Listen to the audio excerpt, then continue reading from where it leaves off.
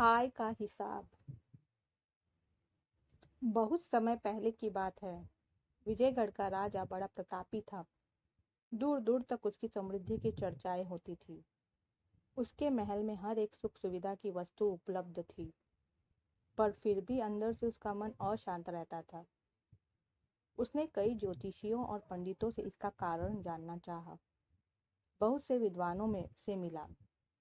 किसी ने कोई अंगूठी पहनाई तो किसी ने यज्ञ कराए, पर फिर भी राजा का दुख दूर नहीं हुआ। उसे शांति नहीं मिली। एक दिन भेष बदल कर राजा अपने राज्य की सैर पर निकला। घूमते घूमते वह एक खेत के निकट से गुजरा। तभी उसकी नजर एक किसान पर पड़ी। किसान ने फटे पुराने वस्त्र धारण कर रखे थे और वह पेड़ की छांव में बैठकर भोजन कर रहा था। किसान के वस्त्र देख राजा के मन में आया कि वह किसान को कुछ स्वर्ण मुद्राएं दे दे, ताकि उसके जीवन में कुछ खुशियां आ पाए। राजा किसान के सम्मुख जाकर बोला, मैं एक राहगीर हूँ। मुझे तुम्हारे खेत पर ये 4 स्वर्ण मुद्राएं गिरी मिली। चूंकि यह खेत तुम्हारा है, इसलिए ये मुद्राएं तुम ही रख लो। किसान बोला, नाना सेठ जी, ये मुद्राएं मेरी नहीं हैं। इसे आप ही रखें या किसी और को दान कर दें। मुझे इनकी कोई आवश्यकता नहीं। किसान की यह प्रतिक्रिया राजा को बड़ी अजीब लगी।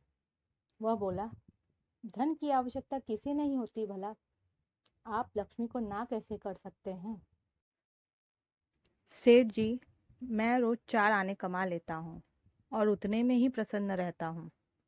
किसान बोला, क्या आप सिर्फ 4 आने की कमाई करते हैं और उतने में ही प्रसन्न रहते हैं? ये कैसे संभव है? राजा ने अचरज से पूछा।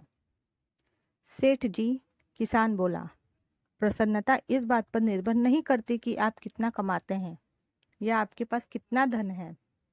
प्रसन्नता उस धन के प्रयोग पर निर्भर करती है। तो तुम इन 4 आने का क्या क्या कर लेते हो? राजा ने उपहास के लहजे में प्रश्न किया। किसान भी बेकार की उपहास में नहीं पड़ना चाहता था। उसने आगे बढ़ते हुए उत्तर दिया, इन 4 आनों में से एक मैं कुएं में डाल देता हूँ, दूसरे से कर्जा चुका देता हूँ, तीसरा उधार में दे देता हूँ और चौथा मिट्टी में गाड़ देता हूँ। राजा सोचने लगा। उसे यह उत्तर समझ में नहीं आया। वह इस किसान से इसका अर्थ पूछना चाहता था, पर वो जा चुका था। राजा ने अगले दिन ही सभा बुलाई और पूरे दरबार में कल की घटना कह सुनाई और सबसे किसान के उस कथन का अर्थ पूछने लगा। दरबारियों ने अपने अपने तर्क पेश किए, पर कोई भी राजा को संतुष्ट नहीं कर पाया। अंत में किसान को दरबार में बुलाने का निर्णय लिया गया। बहुत खोजबीन के बाद किसान मिला। उसे कल की सभा में प्रस्तुत होने का निर्देश दिया गया। राजा ने किसान को उस दिन अपने भेष बदलकर भ्रमण करने के बारे में बताया और सम्मानपूर्वक दरबार में बैठाया। मैं तुम्हारे उत्तर से प्रभावित हूँ और तुम्हारे 4 आने का हिसाब जानना चाहता हूँ। बताओ, तुम अपने कमाए 4 आने किस तरह खर्च करते हो, जो तुम इतना प्रसन्न और संतुष्ट रह पाते हो? राजा ने प्रश्न किया।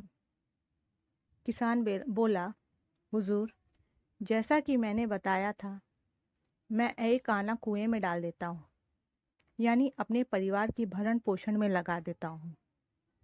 दूसरे से मैं कर्जा चुकाता हूँ, यानी इसे मैं अपने वृद्ध माँ बाप की सेवा में लगा देता हूँ। तीसरा मैं उधार दे देता हूँ, यानी अपने बच्चों की शिक्षा दीक्षा में लगा देता हूँ। और चौथा मैं मिट्टी में गाड़ देता हूँ, यानी मैं 1 पैसे की बचत कर लेता हूँ ताकि समय आने पर मुझे किसी से मांगना न पड़े और मैं इसे धार्मिक, सामाजिक या अन्य आवश्यक कार्यों में लगा सकूं। राजा को भी इस किसान की बात समझ आ चुकी थी। राजा की समस्या का समाधान हो चुका था। वह जान चुका था कि यदि उसे प्रसन्न एवं संतुष्ट रहना है तो उसे भी अपने अर्जित किए धन का सही उपयोग करना होगा।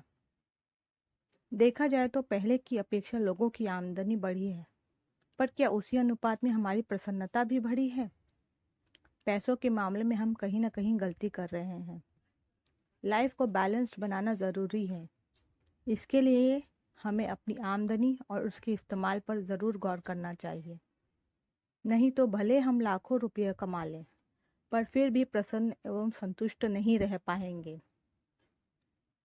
कहानी पसंद आए तो लाइक, सब्सक्राइब और शेयर अवश्य करें। धन्यवाद।